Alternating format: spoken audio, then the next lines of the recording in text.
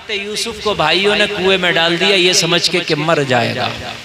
सुना आपने किस्सा हजरत यूसुफ का? भाइयों ने कुएं में डाल दिया कि मर जाएगा, लेकिन सपोर्ट अल्लाह की थी। कहा तुम कहते हो मर जाएगा और अल्लाह कहता है मेरा यूसुफ कुछ कर जाएगा। भाइयों ने कुएं में डाला कि यूसुफ मर जाएगा और अल्लाह की सपोर्ट थी। अल्लाह ने क्या किया मालूम है आपको? हजरत यूसुफ को कुएं से निकलवाया और निकलवाने के बाद हजरत यूसुफ को कहां भेजा मालूम है? किनान में। और किनान से हजरत यूसुफ मालूम है कहां पहुंचे? मिस्र के बाजार में। और मिस्र के बाजार से मालूम है कहां पहुंचे? अजीज मिस्र की हवेली में। और अजीज मिस्र की हवेली से मालूम है कहां पहुंचे? कैद खाने में। दुनिया सोच रही थी कि मामला फिर बैक में चला गया, यूसुफ तो फिर चले गए कैद खाने में। लेकिन बन के फानूस जिसकी हिफाजत हवा करे वो शमा क्या बुझे जिसे रोशन खुदा करे। बेशक सुभान अल्लाह। हजरत यूसुफ को 12 साल की कैद सुना दी गई। तवज्जो करना, मैं ये तफसील से किस्सा नहीं सुनाना, बहुत शॉर्ट में आपको तक पता चले। और ये कुरान के हवाले से मैं बोल रहा हूँ, सूरह यूसुफ 12वें और 13वें पारे में ये पूरा किस्सा है जो मैं बयान कर रहा हूँ। हजरत यूसुफ को 12 साल की कैद खाने में डाल दिया गया। लेकिन जब अल्लाह चाहता है तो जमीन से उठा के आसमान पे पहुंचा देता है, और जब अल्लाह चाहता है तो आसमान से गिरा के जमीन पर पटक देता है। हमारे पास यही तो है, 4 पैसे आगे तो सीना फुला लिया हमारे पास, और परेशानी आई तो रोने लगे। मेरे भाई हर हाल में अल्लाह का शुक्र अदा करो, और अगर तरक्की अल्लाह दे दे, हुस्न दे दे, जवानी दे दे, ताकत दे दे, पैसा दे दे, माल दे दे, दौलत दे दे, पद दे दे, अधिकार दे दे, तो कभी किसी गरीब को सताना मत, सीना तान के ना चलना। अल्लाह फरमाता वला तमशी फिल अर्दी मराहा, लोगों जमीन में अकड़ के ना चलो, किसी को सताओ मत, किसी को खींचो मत, किसी को तकलीफ ना दो, इसलिए कि अल्लाह अगर चाहेगा तो अभी तेरी बुलंदी को पस्ती में बदल देगा। अल्लाह चाहेगा तो तेरी उड़ान को जमीन में मिला देगा। अल्लाह चाहेगा तो तेरी सांसें लेकर तुझे कब्र के गड्ढे में ढकेल देगा। अल्लाह से हमेशा डरते रहना चाहिए। हजरत यूसुफ को 12 साल की कैद। कितने साल की? अब अल्लाह का करम देखे। जब अल्लाह का करम होता है ना तो ऐसे बरसता के छप्पर फाड़ के बरसता। जब वो देता है तो मिसाल सुनिए, छप्पर जोर से बोलिए। हाँ, अब छप्पर नहीं है तो तुमको कैसे देगा? तो लिंटर फाड़ के देगा। हाँ, उसके लिए कोई मुश्किल नहीं है, कोई बईद नहीं है, समझ रहे हैं आप? हाँ, हजरत यूसुफ कैद में है, बादशाह ने ख्वाब देख लिया। अब बड़ा परेशान हुआ, क्या इसकी कोई ताबीर बताए, कोई नहीं बताता। किसी ने कहा बादशाह अगर ख्वाब की ताबीर चाहते हो तो जिस यूसुफ को कैद खाने में डाले हो वो यूसुफ ख्वाबों की सच्ची ताबीर बताते हैं। उन यूसुफ से अपने ख्वाब की ताबीर पूछो, वो तुम्हारे ख्वाब की ताबीर बताएंगे। और जलसे में आने वालों, बादशाह तो बादशाह है, हजरत यूसुफ को बुला भेजा। अब हजरत यूसुफ को अल्लाह ने कहा यूसुफ अब गर्दिश के दिन छटने लगे, अब मैं तरक्की के दिन तुमको अता करने वाला हूँ, अब मैं कैद खाने से मैं तुम्हें तख्त पे बिठाने वाला हूँ। बादशाह ने बुलाया, हमने ख्वाब देखा है। बादशाह ने जब अपना ख्वाब सुनाया तो हजरत यूसुफ ने फरमाया तेरे ख्वाब की ताबीर यह है कि तेरे मुल्क में कहत पड़ने वाला है। क्या पड़ने वाला है? कहत पड़ेगा। अच्छा, ये मेरे ख्वाब की ताबीर है। हाँ, हजरत यूसुफ ने फरमाया कहत पड़ेगा, बहुत खतरनाक, 7 साल तक कहत रहेगा, जमीनें सब्जा उगाने से कासिर रहेंगी, बारिश का कतरा नहीं बरसेगा, जमीनें बंजर हो जाएंगी, लोग भूख और प्यास की वजह से मरने लगेंगे, तेरे जानवर हलाक होने लगेंगे, तेरी हुकूमत को खतरा लायक हो जाएगा, तेरी जानों को तू कैसे बचाएगा? बादशाह परेशान घबरा गया। 7 साल का कहत, कैसे 7 साल का कहत मैं कैसे इससे जो है पंगा लूंगा, इस 7 साल के कहत से मैं कैसे पंजा आजमाई करूंगा? परेशान। अब हजरत यूसुफ को वो मांगता नहीं था बादशाह, वो बादशाह तो गैर खुदाओं की पूजा करने वाला था। माबूदाने बातिला की इबादत करने वाला था। लेकिन हजरत यूसुफ की बात समझ में आ गई। कहने लगा, यूसुफ अगर इस कैद से लड़ने का अगर मुझे हथियार बता दो तो अभी कैद खत्म। जब आप कैद के बारे में बता सकते हैं तो इससे किस तरीके से छुटकारा हासिल किया जाए उसके बारे में भी आप बता सकते हैं। नबी इंजीनियर भी होता है, नबी साइंसदान भी होता है, नबी डॉक्टर भी होता है, नबी अपने वक्त का बेहतरीन लेक्चरर भी होता है। आला हजरत तो नबी के लेक्चर के और नबी की जबान के लिए फरमा रहे हैं, तेरे आगे यूं है दबे लचे फुसहा अरब के बड़े बड़े, कोई जाने मुंह में ज़बान नहीं बल्कि जिस्म में जान है। भाई बात रेंज में चल रही है कि नहीं चल रही है? अगर थोड़ी हार्ड हो रही हो तो मैं गेयर बदल दूंगा, इसलिए कि हार्ड नहीं होना चाहिए, है ना। असल में मैं तो बड़ी हार्ड बात कर जाऊं, इतनी हार्ड कर जाऊं कि शायद समझने के लिए आपको सालों लग जाए, इसलिए मैं बड़ी आसान जबान में तकरीर करता हूं। कभी कभी लोग कह देते हैं भाई पता नहीं मौलाना ये बोल कर, मैं असल में जिन लोगों में तकरीर करता हूं उन्हीं की जबान में बोलने की कोशिश करता हूं। बस थोड़ा सा लगेगा लेकिन समझा के निकल जाऊंगा इंशाअल्लाह। नबी को अल्लाह सारे उलूम दे करके भेजता है। हजरत आदम अलैहिस्सलाम को पता कितने इल्म दिए थे? 7.5 लाख जबानों का इल्म था। सुभान अल्लाह। कितने? 7.5। अगर 2-4 जबानों पे आदमी आजकल उबूर हासिल कर ले तो कपड़ों से बाहर निकला फिरता है कि मैं तो इतना काबिल PhD मास्टर NN फला फला इतने लगा लेता है नाम के आगे डिग्री डिप्लोमे कि आदमी उसका नाम लेने से पहले लगता है कि कितनी देर तक जो है उसके अलकाबात ही बोलते जाएं। लेकिन नबी को अल्लाह इतने उलूम दे करके भेजता है कि हजरत आदम 7.5 लाख जबानों का इल्म जानते थे। और फिर दूसरे नबी 1,24,000 कमोबेश अंबिया है, फिर सबको अलग अलग अल्लाह ने इल्म दिए और जितने इल्म सारे अंबिया को अल्लाह ने दिए उतना तने तनहा मोहम्मदुर रसूलुल्लाह को अता फरमाया। अब तो कह दो जोर से सुभान अल्लाह। कुछ छोटे भैये हैं वो कह रहे हैं कि नबी को पीठ के पीछे का इल्म नहीं।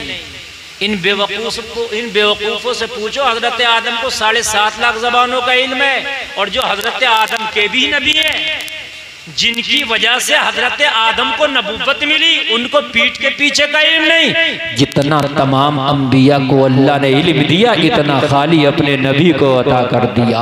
और कुरान में ऐलान कर दिया वअल्लमा का मा लम तकुन तालम, नबी जो जो ना जानते थे वो मैंने सिखा दिया।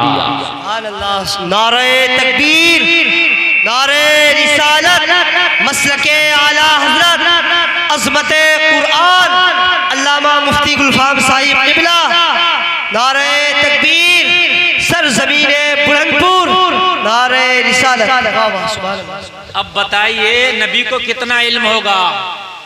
मेरे भाई कोई नाप सकता है कितना इल्म होगा? यार जब एक साधारण नबी की मैंने बात बताई 7.5 लाख जबानों का इल्म, तो जितना सब नबियों को इतना मेरे नबी को अब मुझे बताइए कितना होगा?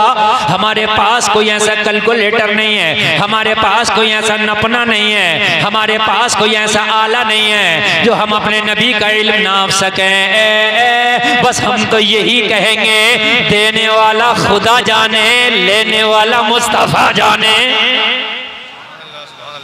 बस भाई इतना ही हम कहेंगे, देने वाला खुदा जाने, लेने वाला मुस्तफा जाने। अजीब बेवकूफ है कुछ लोग, नमाजें भी पढ़ते हैं नबी को नापते फिरते हैं, नमाजें भी पढ़ते हैं नबी को नापते हैं। कोई फीता है यार नबी को नापने का? बताओ मुझे। एक साहब तो करे कि इन सुन्नियों ने नबी को अल्लाह से बढ़ा दिया, ये भी कहते हैं ये बात खुदा से बढ़ा दिया इन्होंने। ये बात आपने ना सुनी हो लेकिन कहते हैं। जी कोई आपके सामने कहे ना कि खुदा से बढ़ा दिया तो उससे एक बात ये कह देना कि पहले ये बता खुदा कितना बड़ा। किसी चीज से जब भी तो बढ़ाओगे जब उसका नपना तुम्हें मालूम हो। जी नहीं समझा यार? मेरा 6 फीट का डंडा है, अब पता है मेरा डंडा 6 फीट का, तो 7 फीट का लाना पड़ेगा ना बढ़ाने के लिए। अरे बात नहीं समझ रहे? तुम्हारा 3 मंजिला मकान है, मैं तुमसे बड़ा बनाऊंगा तो 4 मंजिला बनाना पड़ेगा।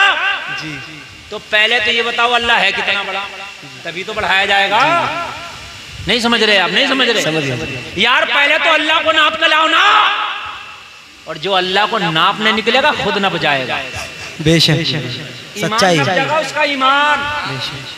अल्लाह को कोई नाप नहीं सकता, वो हद और हुदूद से पाक है, बेशक ज़मानो ज़मानियात से पाक है, मकानो मकानियात से पाक है। अल्लाह को कोई नाप नहीं सकता। अल्लाह लामहदूद है, अजली अबदी है। जब अल्लाह कितना बड़ा है तुझे पता नहीं, तो नबी को बढ़ा कैसे दिया तूने, नाप कैसे लिया? नारे तकबीर, नारे रिसालत, मसलके आला हजरत, शान रब्बुल उला, नारे तकबीर, अल्लामा गुलफाम साहिब किबला जिंदाबाद जिंदाबाद। भाई हमने तो जब से पैदा हुए, पैदा होते ही हमारे कान में बताया गया था अल्लाह बहुत बड़ा है। कितना बड़ा ये नहीं, बहुत बड़ा जी। जब से पैदा हुए, पैदा होती कान में अजान होती है कि नहीं होती है? जी जी। मुअज्जिन कहता अल्लाहु अकबर, अल्लाहु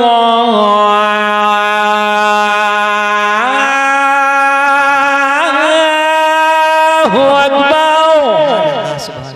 तर्जमा है अल्लाह बहुत बड़ा है।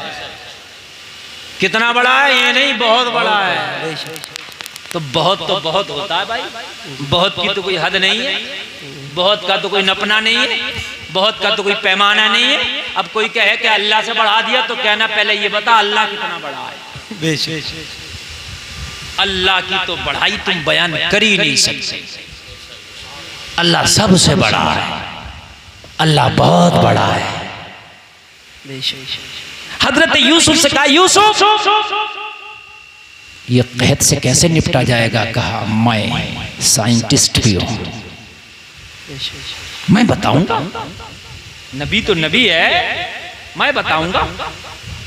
हजरत यूसुफ ने फरमाया गल्ले का जखीरा करो। गल्ले का क्या करो? जखीरा। हाँ, तभी तो काम आएगा उस वक्त में जब कहत पड़ जाएगा। तो कहा ठीक है, गोदाम बनाओ, बड़े बड़े गोदाम बनाना शुरू किए। बहुत ऊंचे लंबे चौड़े गोदाम बनाए। हजरत यूसुफ ने फरमाया जो गल्ला आप स्टोर करेंगे उसको गल्ले को बाली से निकालेंगे नहीं, बाली के साथ स्टोर करेंगे। वाह सुभान अल्लाह। आप काश्तकार लोग हैं, जरा समझना इस डेफिनेशन को। जो आप स्टोर, कोल्ड स्टोर जाते हैं, फ्लाई स्टोर जाते हैं, आप अपने ये मटर रखने, प्याज रखने, आलू रखने जाते हैं ना जी। कोई भी दुनिया में ऐसा कोल्ड स्टोर ना बना के जो इतनी अच्छी हिफाजत कर सके जितनी अच्छी हिफाजत गल्ले की उसकी बाली में हो जाएगी। बेशक। बाली में आप गल्ला रख दीजिए, बाली के साथ आपका गल्ला खराब नहीं हो सकता। जितने चाहो दिनों में रख दो आप उसको, ना घुन लगेगा, ना गलेगा, ना सड़ेगा। हजरत यूसुफ ने फरमाया बाली के साथ गल्ला स्टोर करो। बाली के साथ स्टोर किया गया। और जब कहत आया ना तो हजरत यूसुफ कहते थे जितनी जरूरत हो बाली से निकाले जाओ, गल्ला तुम खाए जाओ, भूसा जानवरों को खिलाए जाओ। सुभान अल्लाह, सुभान अल्लाह, सुभान अल्लाह। और जो हजरत यूसुफ के मुखालिफ थे उन्हें पता चल गया कि कहत आने वाला हजरत यूसुफ जो है स्टोर करा रहे हैं, उन्होंने भी स्टोर किया गल्ला, मगर उन्होंने बिना बाली के किया, क्योंकि साइंसदान नहीं थे ना वो, ये साइंटिस्ट थे। तो इनका गल्ला 2 महीना 4 महीना साल में खत्म हो गया और हजरत यूसुफ का चलता रहा। सुभान अल्लाह, सुभान अल्लाह। क्योंकि इन्होंने बाली के साथ किया था स्टोर, तो बाली में जो खराब नहीं होता गल्ला, ये अल्लाह ने बाली को बेहतरीन कोल्ड स्टोर बनाया है। इसके अंदर गल्ले का कलर भी खराब नहीं होगा। और लोगों, हजरत यूसुफ की बात सही साबित हुई, सच साबित हुई। हजरत यूसुफ का जब ये कमाल देखा तो मिस्र का बादशाह बोला, अरे जिसके इल्म का ये आलम है कि 7 साल का कहत अपनी एक हिकमत से बचा ले जाए, अगर इस तख्त का कोई सच्चा जानशीन है तो वो यूसुफ है। सुभान अल्लाह। नारे तकबीर, नारे रिसालत, मसलके आला हजरत, फैजाने आला हजरत, हुजूर ताजुश शरिया, नारे तकबीर, शान यूसुफ अलैहिस्सलाम, जिंदाबाद। हजरत यूसुफ को तख्त दे दिया।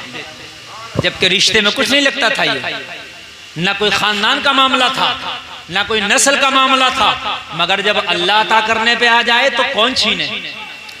डाला था कुएं में, डायरेक्ट बिठा दिया तख्त पर। कहां बिठा दिया? तख्त पर। अब देखिए कैसे फेरता अल्लाह किस्मतों के फेर। भाई बात समझ में आ रही है कि नहीं आ रही है? अच्छा, मैक की आवाज साफ आ रही है? बहुत से लोग कहते हैं साहब फला तो बड़ा मालदार है, बड़ा मालदार। अरे तू अल्लाह की रस्सी को मजबूती से पकड़ा रहा है। अगर अल्लाह तेरे ऊपर करम करेगा तो बड़े बड़ों से भी तुझे बड़ा कर देगा। सुभान अल्लाह। उसकी रस्सी को पकड़ लो, बड़े बड़े अच्छों से तुझे अल्लाह ऊंचा कर देगा। रस्सी को तो मगर पकड़ ले, रस्सी पकड़ी नहीं है, मरा वैसे। क्या ऐसा है वैसा? बात बताओ, रस्सी तो पकड़ना। अल्लाह ने हजरत यूसुफ को तख्त पर बिठाया। अब ये कहत मालूम है कहां तक पहुंच गया? किनान तक भी पहुंच गया, जहां हजरत यूसुफ के भाई रहते थे, वहां तक कहत पहुंच गया। एक एक दाने को लोग तरसे, एक एक लुक़मे को लोग तरसे, लेकिन हजरत यूसुफ के यहाँ पर गोदाम के गोदाम खुले थे और बांटा जा रहा था। ये बात किनान तक पहुंच गई कि मिस्र का जो बादशाह है वो गल्ले के गोदाम खोल रखे हैं, वो कहज़दा लोगों को भूखा नहीं मरने दे रहा, सबको दे रहा वो। तो हजरत यूसुफ के सारे भाइयों ने हजरत याकूब से इजाजत ली कि हम बादशाह के पास जाके हम भी कुछ गल्ला ले आए ताकि हमारी भी भूख दूर हो जाए। सुभान अल्लाह।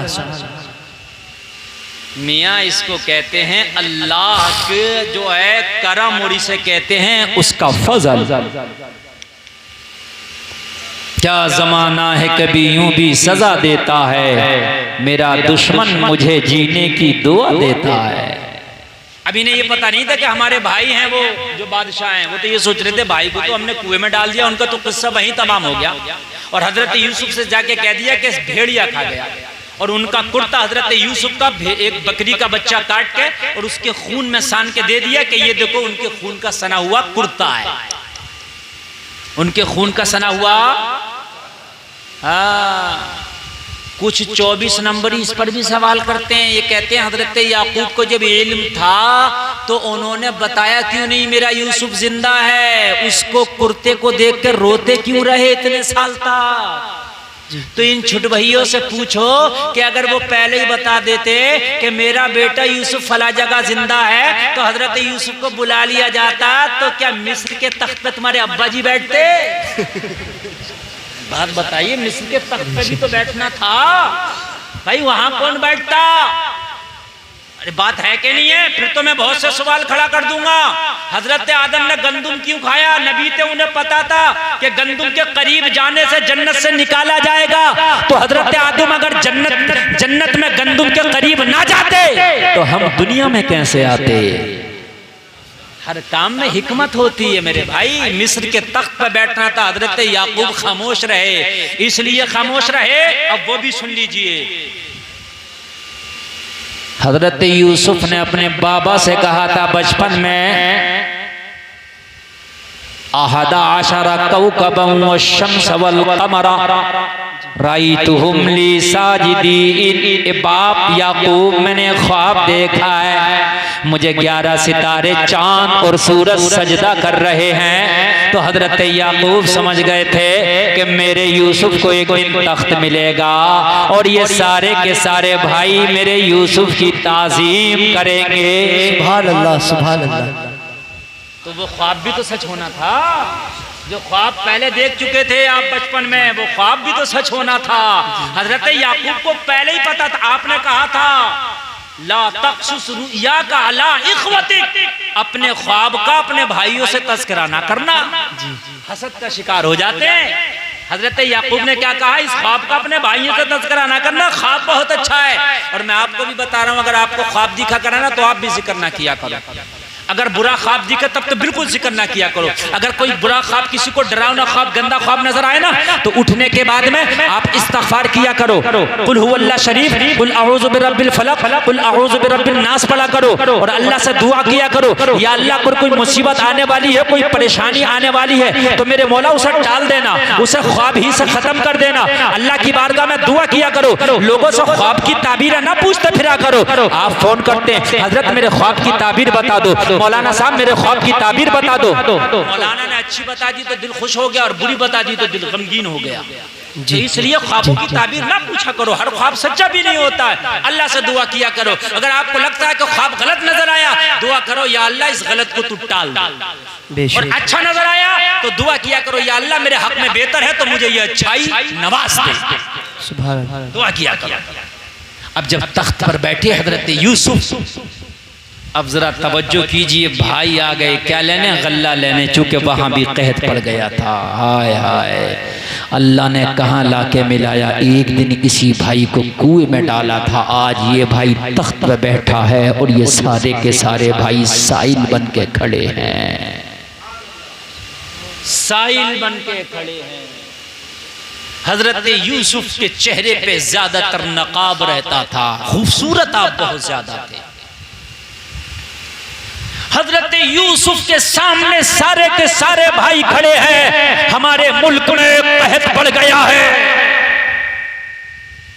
हमारे शहर में भी कहत है, ये मिस्र के बादशाह हम पे भी करम का हाथ लंबा कर दे। हजरत यूसुफ ने पहचान लिया मेरे वही भाई है। लेकिन एक बात बताऊं मैं, आप तवज्जो करना, नबी की तालीम देखो, नबी की शिक्षा देखो, नबी का किरदार देखो। आज आप पावर में हैं, बादशाह हैं, और भाई खड़े हैं दरबार में, चाहते तो बदला ले लेते। बोलो बोलो बोलो, चाहते हो बदला नहीं लेते? ले लेते। तुमने बड़ा जुल्म किया, मुझे मारा, मुझे सताया, मुझे कुएं में फेंका, आज बदला लूंगा। लेकिन नहीं, नबी का दरिया करम बहुत वसी होता है। हजरत यूसुफ ने अपने भाइयों को माफ कर दिया, बेशक बेशक, अपने भाइयों को ही माफ कर दिया। और हजरत यूसुफ के जो भाई हैं ना, वो सब के सब वली गुजरे। फिर जब माफ कर दिया हजरत यूसुफ ने भी, तो उन्हें अल्लाह ने भी माफ कर दिया। उनको बुरा कहने का किसी को अधिकार नहीं है, समझ रहे हैं आप? वो भी बाद में बहुत नेक गुजरे, लेकिन अल्लाह ने कहां का कहां लाया बताइए जरा। कि डाला था कुएं में, तख्त पे बिठा दिया। फिर हजरत यूसुफ ने उन्हें दिया, अपने बाप के बारे में पूछा, अपने भाई बिन्यामीन के बारे में पूछा, भाइयों ने सब कुछ बता दिया। खैर खैरियत हो गई। किस्सा लंबा है, उधर जाना नहीं चाहता, बताना इतना चाहता हूँ कि बन के फानूस जिसकी हिफाजत हवा करे, वो शमा क्या बुझे जिसे रोशन खुदा करे। वाह, सुभान अल्लाह, सुभान अल्लाह। बस बताना ये चाहता हूँ, अल्लाह की रस्सी को मजबूती से थामना तेरा काम है, और तरक्की देना तो ये अल्लाह का काम है। ठोकरे खा के गिरना मेरा काम है, हर कदम पे उठाना तेरा काम है। हमने तो रस्सी को ही नहीं पकड़ा है। मेरे भाइयों, हमारे घर में झूठ बोला जाता है, हम कहते हैं बरकत नहीं आती। हमारे घर की बच्चियां बेपर्दा घूमती हैं, हम कहते हैं हमारे घर में खैर नहीं आती। लोगों जरा मुझे बताइए, हम अपने घरों में जो है ज़कात नहीं निकालते। हम कहते हैं हमारे घरों से बीमारियां नहीं जाती। जिस घर से ज़कात नहीं निकलेगी उस घर की बीमारी नहीं निकलेगी। जिस घर में पर्दा नहीं होगा उस घर में खैर नहीं आएगा। जिस घर में झूठ बोला जाएगा उस घर में बरकत नहीं आएगी। सबसे बड़ा ताबीज है सच बोलो। आप मियाँ के पास जाओ ताबीज कराने के लिए, लेकिन झूठ बोलना ना छोड़ो, कोई ताबीज काम नहीं करेगा। और मेरे भाइयों, तुम बड़े बड़े ताबीज अपने घरों में लगा लो, लेकिन तुम्हारे घरों की औरतें, तुम्हारे घरों की बच्चियां बेपर्दा घूमती हैं, तुम्हारे घर में खैर नहीं आएगी। और मेरे भाइयों, तुम कितने ही गड्ढे करा लो, कितने ही उतारे करा लो, लेकिन तुम्हारे घर में अगर कोई बेनमाजी है, तुम्हारे घर में नमाजें नहीं पढ़ी जाती, तो लोग तुम्हारे घर में बरकतें नहीं आएंगी। और मेरे भाइयों, एक अल्लाह वाले की बारगाह में एक शख्स हाजिर हुआ, अर्ज करने लगा, हुजूर मेरे घर में बरकत नहीं आती, कमाता बहुत हो, लेकिन मेरे घर में पता नहीं बरकत कहाँ चली जाती है। मैं परेशान रहता हूँ, मैं तंगदस्त रहता हूँ, मेरा हाथ बहुत टाइट रहता है। अल्लाह वाले ने एक पर्दा दिया, कहा जब दरवाजे पे लगा देना। बेशक कहाँ लगा देना? दरवाजे। दरवाजा। ऑपरेटर साहब इको और कम करो, जरा साफ नहीं आ रही आवाज। कहाँ लगा देना? पर्दा दरवाजे पे। पर्दा दरवाजे पे लगाया, इतनी बरकत आने लगी कि अमीर हो गया। वापस आया, वापस आने के बाद में अल्लाह वाले से कुछ दिन के बाद बोला, हुजूर उस पर्दे पे कौन सा तावीज लिखा था? मैंने जब से दरवाजे पर टांगा है, जब से मेरे घर में बरकत ही बरकत है, कमाई उतनी है, मगर अल्हम्दुलिल्लाह अब मुझे बचत भी नजर आती है, बरकत भी नजर आती है। अल्लाह वाले ने फरमाया, मैंने कोई तावीज लिख के नहीं दिया था, मैंने उस पर कुछ नक्श लिख के नहीं दिया था। फिर हुजूर क्या था? कहने लगे, तेरा घर एक रास्ते के किनारे है, बेनमाजी तेरे दरवाजे से गुजरते थे, उनकी नजरें तेरे घर में पड़ती थी, बेनमाजियों की नजर की नहूसत की वजह से अल्लाह ने तेरे घर की बरकत को खत्म कर दिया था। जब से तूने पर्दा लगाया, तेरे घर पर पर्दा लगा, बेनमाजियों की नजरें तेरे घर में पड़ने से बच गई, इसलिए अल्लाह ने तेरे घर में बरकत पैदा कर दी है। बेशक सुभान अल्लाह। बेनमाजी की नजर अगर घर में पड़ जाए तो बरकत खत्म हो जाए। जिस घर में बेनमाजी हो तो बरकत कहाँ से आएगी? हक बात है। बताओ, अमले का अमला बेनमाजी है, दादा से लेके पोता तक बेनमाजी है, मेरे भाइयों बरकत कहाँ से आएगी? आप कहते हो कामयाबी क्यों नहीं मिल रही, तरक्की क्यों नहीं मिल रही? तुमने तो कामयाबी के रास्ते छोड़ दिए, तरक्की के रास्ते छोड़ दिए। मेरे भाई खाली बैंक बैलेंस वाला लेना तरक्की नहीं है, ज्यादा प्लाट खरीद लेना तरक्की नहीं है। ना ना, उन सहाबा को देखो जिनके पेटों से पत्थर बंधे होते थे, जिनका लिबास टाटा होता था, जिनका बटन बबूल का काटा होता था। मेरे भाई माल से कभी तरक्की नहीं मिलती। अल्लाह तो कुरान में फरमाता, इन्नमा अमवालुकुम व औलादुकुम फितना। लोगों, तुम्हारा माल तुम्हारी औलाद फितना है, फितना। अल्लाह ने तो माल को फितना बता दिया, अल्लाह ने माल को तरक्की का रास्ता बताया ही नहीं। हजरत अबू बकर के बटन की जगह बबूल का कांटा है, हजरत उमर के तकिए की जगह पत्थर लगा है। लोगों, हजरत फातिमा की चादर में 72 पैमद है, मगर हजरत उमर की हुकूमत खुदा की कसम आधी दुनिया पर है। बेशक